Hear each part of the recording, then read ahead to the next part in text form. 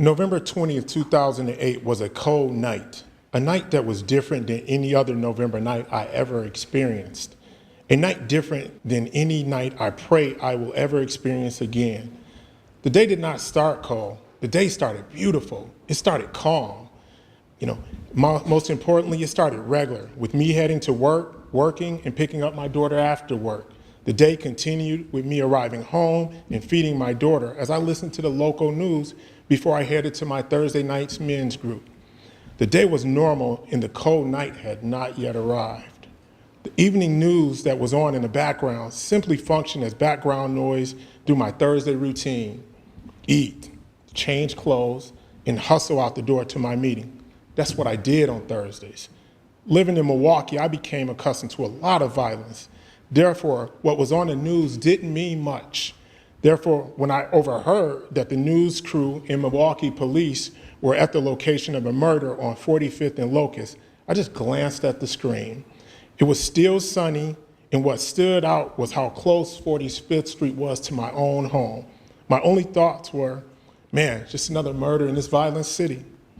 As I think back to November 20th, 2008, nothing about my childhood stood out. As the youngest of three raised during the 80s, my childhood seemed rather normal. My siblings and I seemed normal. My older sister, Angie, took care of her little brothers. My older brother, Ranel, took care of his little brother. We were a tight group, and for those early years, this is what defined us. We may have not had much, but we had each other.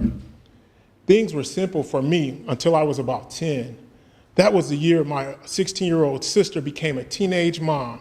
This complicated our home life, but it was common in our family as my mother gave birth to my sister at 15, and my grandmother gave birth to my mother at 15. This instantly shook up the dynamics of our family and forced my sister to take on a different role. My relationship with my sister changed. In the past, she would spend time bossing us around and cleaning up our mess. Now, she was a mom, and her time was spent learning to be a mother. My brother and I still had a tight relationship, though. Those years, he protected me in ways only an older brother could. Being 2 years older than me, he also only influenced me in only ways that an older brother could.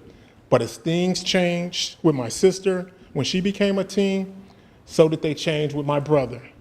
As he grew into a teen, he found new friends, new interests. He was drawn by the glare of the street and later the confinement of the criminal justice system. At that time, I found myself alone. I pledged to not have kids at a young age and to stay out of the trouble on the streets. I thought I was better than my brother and sisters at that time. From its earliest inception, the pledge I made was not for myself, but to spare my mother some of the pain I saw placed on her from her two older children. None of this mattered that cold November night, though. As my wife arrived home from work, I continued to prepare to go to my Bible study. I ran out the door about 6:10 to make my group at 6:30. The weather at that time was normal. It was November, and nothing stood out. I hopped in my truck to drive 5 miles to meet with the group, and things remained normal.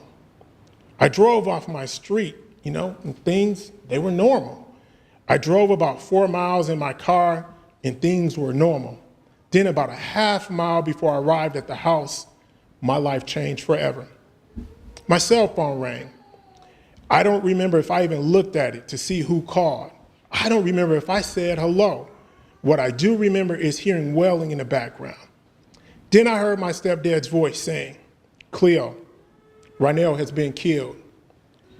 My first response was, "What?" Then it was repeated. I don't remember why I continued on to the house where my men's group was, but I tried to complete the drive and almost drove off the street. After pulling over to gather myself, I realized there was nothing to gather. Somehow, I was able to park in front of the house and walk to the front door. When I reached the door and rang the bell, I was greeted but could simply murmur, "I just got a call. My brother was killed." The house fell silent. The men that I've been meeting with every Thursday for the last year and a half fell silent as one of them said, "Let's go." As I was being driven to the scene of where my 34-year-old brother lay dead, I thought about a lot, but little came to mind. I wanted to know what happened, how it happened, but most importantly, I wanted to find my mother. I wanted to hold her and comfort her in my small way that only a son could. Nothing else mattered at that time. She was at the scene in so much pain. It was the first time that day I realized how cold it was. It was the first time that day I realized how dark it was. It was a cold, no coat, no glove, no hat could protect you from. It was a darkness that you felt flooded the area, but a light that you felt only was on you. This scene was weird. It was eerily quiet. There was hundreds of people at this scene standing behind police line. Some of them I knew, but many I didn't. There was many of my brother's friends and some of our relatives. A few people approached me, but many did not. They watched. They watched how I would respond. They watched how my family would respond. They watched what we would do. There was no time for judgment, no energy for questions, and that no one had an answer to. My focus was on my mother, a woman that buried her brother 9 years earlier, who was murdered in the streets, and a woman that at 20 buried her father, who was murdered in the streets. My focus was going to get her. At this point, I did not think about how I would tell my sister who lived in Tennessee. I just walked up to a female officer and asked her if she had any information for me, because I believed that my brother was the one who was killed. She didn't have any information. She took down my name and information to provide to the detectives. She was polite to me in a weird way. I just remember being extremely polite to her, polite in a way that was almost like we both were sorry that this is where we ended up on this night. After providing the information, I went back to my mother, who was wailing at a pitch I would never forget. For the first time that evening, I felt like crying. Not for me, though. Not for my nieces and nephews who just lost their father. Not for anyone but my mother. For her pain. But I did not. At that moment, with so many people around, with so many people watching, I felt alone. I had my mother. I only remember how lonely I felt. Too lonely to feel. Too lonely to cry.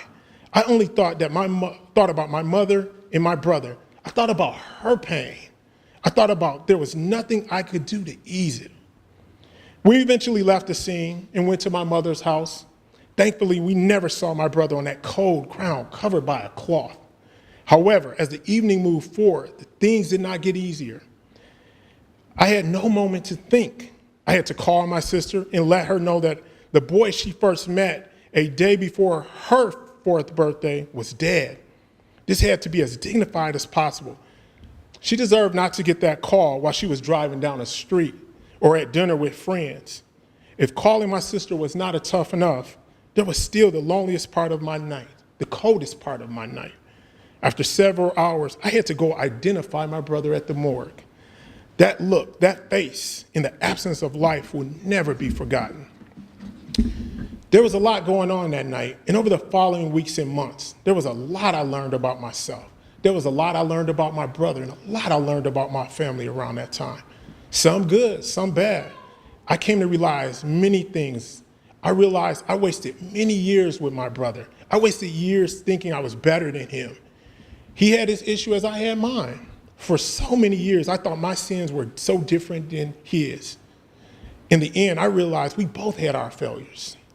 At this time, I also realized something even more painful. This was that my brother was the next man in a line of men in my family to be murdered.